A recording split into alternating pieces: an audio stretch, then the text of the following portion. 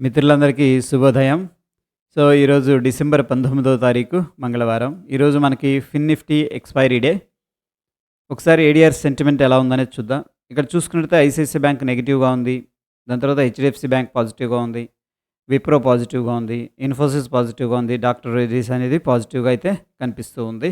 Broader సెన్స్‌లో మనం తీసుకున్నట్టయితే పెద్దగా నెగెటివ్‌గా అయితే ఏం కనిపించట్లేదు. అండ్ ఇండియన్ ఇండిసెస్ ఎలా పెర్ఫార్మ్ చేసినాయి అనేది ఒకసారి చూద్దాం. మనం చూసుకున్నట్టయితే రియాల్టీలో ప్రాఫిట్ బుకింగ్ వస్తుంది. అండ్ పిఎస్యూ బ్యాంక్ నెగెటివ్‌గా ఉంది. నిఫ్టీ బ్యాంక్ నెగెటివ్‌గా ఉంది. సర్వీస్ సెక్టర్ ఇక్కడ నుంచి కూడా మొత్తం కమోడిటీస్ దాకా కూడా కొద్దిగా వీక్‌గానే ఉందని చెప్పేసి చెప్పుకోవచ్చు. వెరాజ్ ఏంటంటే మీడియా, ఫార్మా, ఇన్‌ఫ్రాస్ట్రక్చర్, మెటల్స్ కొద్దిగా పాజిటివ్‌గా ఉన్నాయి. బ్రాడర్ సెన్స్ మనం అబ్జర్వ్ చేసుకున్నట్టయితే ఎక్కువ ఇండిసెస్ అన్నీ కూడా ప్రాఫిట్ బుకింగ్‌లో ఉన్నాయని చెప్పేసి మనకు ఒక క్లారిటీ రావడం జరిగింది. అండ్ గ్లోబల్ సెంటిమెంట్ ఎలా ఉందనేది ఒకసారి చూద్దాం. మనం ఇక్కడ చూసుకున్నట్టయితే హాంకాంగ్ నెగెటివ్‌గా ఉంది. అండ్ డౌ జోన్స్, చైనా అంటే 2 ఒకటే. డౌ జోన్స్ యూఎస్ ఈ 2 కూడా నెగెటివ్‌లో ఉన్నాయి. జర్మన్ నెగెటివ్‌గా ఉంది.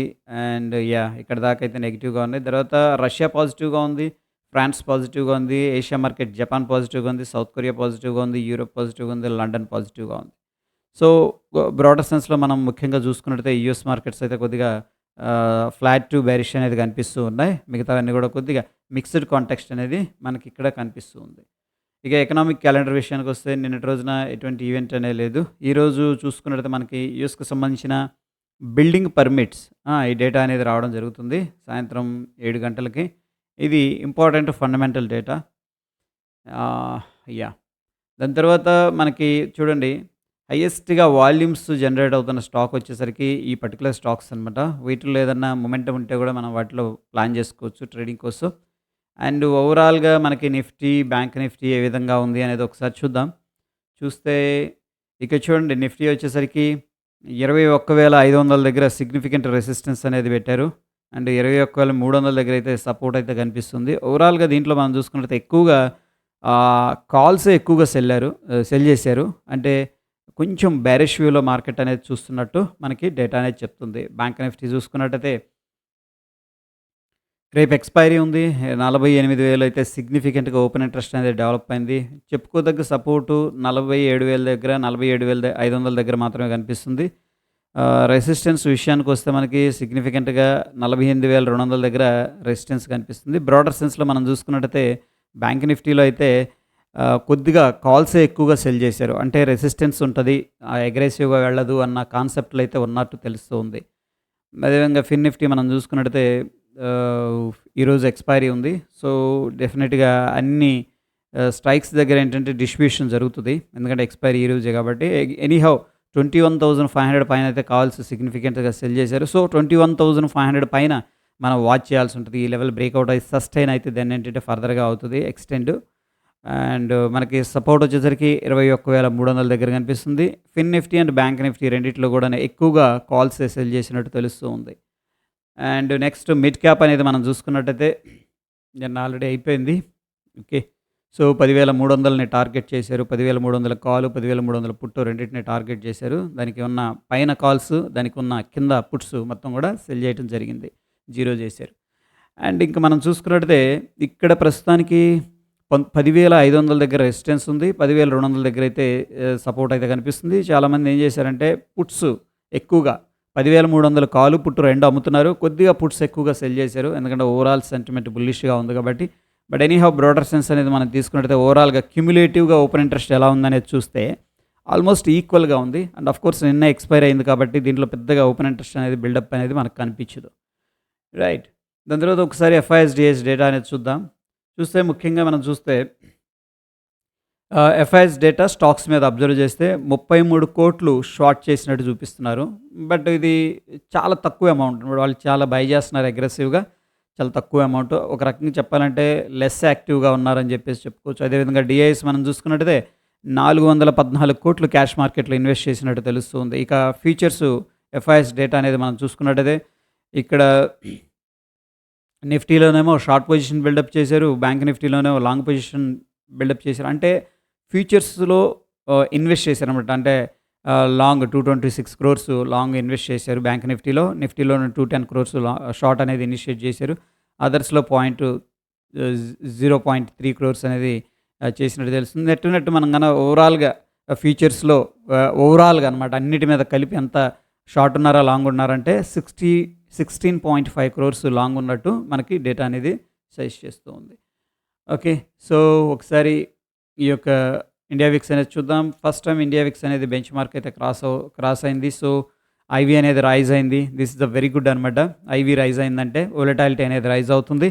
ముఖ్యంగా ఏంటంటే ఆప్షన్ ప్రీమియమ్స్ 5.88% ఇంక్రీజ్ అయిందనమాట. ఓకే. సో, ఎందుకు పైన మనకి కొద్దిగా రెసిస్టెన్స్ ఉంది కాబట్టి మేబీ ప్రాబబ్లీ పుట్స్ బై చేస్తున్నట్టున్నారు హెడ్జింగ్ కోసం. ఎవరైతే లాంగ్ పొజిషన్స్ ఉన్నారో వాళ్ళు.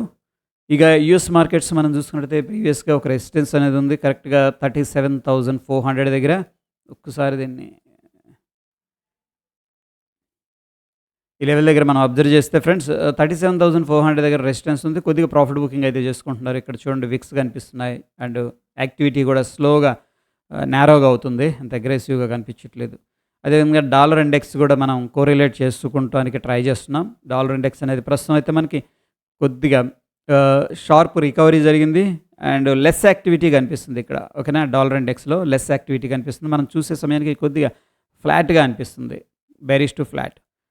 ఇక నిఫ్టీ కూడా ప్రీవియస్‌గా ఏదైతే హై ఉందో అప్రాక్సిమేట్‌గా హైని బ్రేక్ చేశారు. బట్ అగైన్ అక్కడ నుంచి కూడా 2 ఇండెసిషన్ క్యాండిల్ ఫార్మేషన్ అయితే కనిపిస్తూ ఉంది. ఓకేనా. సో, జనరల్‌గా ఓ స్ట్రాంగ్ మూవ్ వచ్చిన తర్వాత ఏం జరుగుతుందంటే కొంత రెస్ట్ అనేది తీసుకుంటారు. సో, స్మాల్ ప్రాఫిట్ బుకింగ్ కూడా జరుగుతూ ఉంటది. అది జరుగుతున్నట్టు ఇక్కడ ఇది మిడ్ క్యాప్ ఇది. ఓకేనా. అది జరుగుతున్నట్టు మిడ్ క్యాప్‌లో కనిపిస్తుంది మనకి. అండ్ ఫిన్ నిఫ్టీ అనేది మనం చూసుకున్నట్టయితే మనం నిన్న అనుకున్నాం కదా ఫిన్ నిఫ్టీ అండ్ బ్యాంక్ నిఫ్టీ కొద్దిగా వీక్‌గానే కనిపిస్తున్నాయి అని చెప్పేసి. సో, ఇక్కడ హ్యామర్ ఫార్మేషన్ జరిగింది. ప్రీవియస్‌గా rejection and hammer formation. But అంత అగ్రెసివ్ సెల్లింగ్ అయితే లేదు.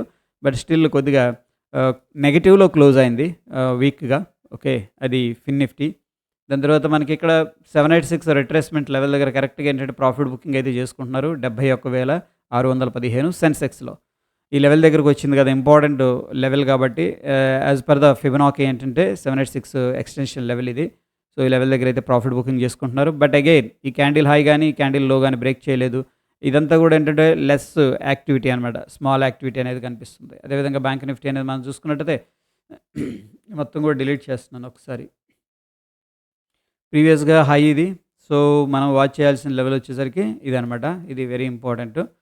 అండ్ ప్రస్తుతానికైతే ఒక హ్యామర్ ఫార్మేషన్ జరిగింది. పర్ఫెక్ట్ హ్యామర్ కాదు. అండ్ ఈ యొక్క 48,230 దగ్గర రెసిస్టెన్స్ ఉంది. నిన్న కూడా ప్రాఫిట్ బుకింగ్ అయితే చేసుకున్నట్టు తెలుస్తుంది బ్యాంక్ నిఫ్టీలో. ఇక నిఫ్టీ విషయానికి వస్తే సేమ్ ఫిబొనాకీ ఎక్స్టెన్షన్ దగ్గర ప్రాఫిట్ బుకింగ్ అయితే చేసుకుంటున్నారు. అండ్ లెస్ యాక్టివిటీ పైకి వెళ్ళినప్పుడు ఇంపార్టెంట్ జోన్ లైక్ 21,450, 460 అక్కడైతే సెల్లర్స్ కూర్చొని ఉన్నారు. సో, అది గమనించండి. అండ్ నిఫ్టీ 50 గిఫ్ట్ నిఫ్టీలో మనం చూసుకున్నట్టయితే ప్రీవియస్ హైని అయితే బ్రేక్ చేశారు. దాని తర్వాత హై అనేది క్రియేట్ అయింది ఇది. ఫిబొనాకీ ఎక్స్టెన్షన్ దగ్గర అయితే ఉన్నాం మనం ప్రస్తుతానికి. సో, ఈ యొక్క క్యాండిల్ లో హైలో మధ్యలోనే యాక్టివిటీ అనేది కనిపిస్తుంది. బట్ అగైన్ ఈరోజు మనం ఒకసారి అబ్జర్వ్ చేస్తే ఎక్కడ ఓపెన్ అయిందనేది మళ్ళీ గ్యాప్ డౌన్ అయింది. ప్రీవియస్‌గా ఇది ఇండిసిషన్ క్యాండిల్ కదా. మళ్ళీ ఏం జరిగిందంటే కొద్దిగా గ్యాప్ డౌన్ అయినట్టు తెలుస్తుంది. కొంచెం గ్యాప్ డౌన్ అంట. ఆల్మోస్ట్ ప్రీవియస్ క్యాండిల్‌కి కొద్దిగా కింద. ప్రస్తుతం ఇక్కడ మనం చూసుకున్నట్టయితే 21,472 దగ్గర ట్రేడ్ అవుతుంది. ఇది గిఫ్ట్ నిఫ్టీ. మన నిఫ్టీ వచ్చేసరికి 21,418 దగ్గర క్లోజ్ అయింది. సో, ఆబ్వియస్‌గా 20 అంటే 50 పాయింట్స్ పాజిటివ్‌గానే ఉంది. బట్ స్టిల్ ఏంటంటే ఆర్బిటరీ డిఫరెన్స్ అనేది ఉందన్నమాట. ఏదైనా స్పాటు ఇది వచ్చేసరికి డెరివేటివ్ ప్రోడక్ట్ కాబట్టి ఆబ్వియస్‌గా కొద్దిగా డిఫరెన్స్ ఉంది. అందుకని ఇక్కడ పాజిటివ్‌గా ఉంది కాబట్టి పాజిటివ్ అనేది మనం ఎక్స్‌పెక్ట్ చేయలేం. So, based on the gift Nifty మనం ఏంటంటే ఫ్లాట్ లేదా నెగెటివ్ ఓపెనింగ్ అనేది ఎక్స్‌పెక్ట్ చేసుకోవచ్చు. బుల్లిష్ సైడ్ అయితే ఉండకపోవచ్చు ప్రస్తుతం ఉన్న సిట్యుయేషన్ ప్రకారం. ఓకే. యాహ్! అండ్ ఇక based on the oscillator and indicator మనం చూసుకున్నట్టయితే బ్యాంక్ నిఫ్టీ అనేది స్ట్రాంగ్ బై అనేది సజెస్ట్ చేస్తుంది. అండ్ నిఫ్టీ వచ్చేసరికి మనకి స్ట్రాంగ్ బై అనేది సజెస్ట్ చేస్తుంది. సో, ఇది ఫ్రెండ్స్ మనకి ఉన్న సిచ్యువేషన్‌లో ఒక సైడ్ వేస్ యాక్టివిటీ అనేది కనిపించే అవకాశం ఉంది. Couple of days. But very అగ్రెసివ్‌గా అయితే సెల్లర్స్ లేరు ప్రస్తుతానికి. ఒకవేళ వస్తే గన కొద్దిగా అగ్రెసివ్‌గానే వోలటాలిటీ ఉంటది మార్కెట్‌లో. ఎందుకంటే విక్స్ గూడా రైజ్ అవుతుంది. విక్స్ రైజ్ అవుతుందంటే డెఫినెట్‌గా మార్కెట్‌లో అన్‌సర్టెనిటీ అనేది పెరిగే అవకాశం ఉంది. Okay. So, yeah! That is all about pre market report. మరొక ఎపిసోడ్‌లో మళ్ళీ కలుసుకుందాం. Stay tuned friends. ధన్యవాదాలు.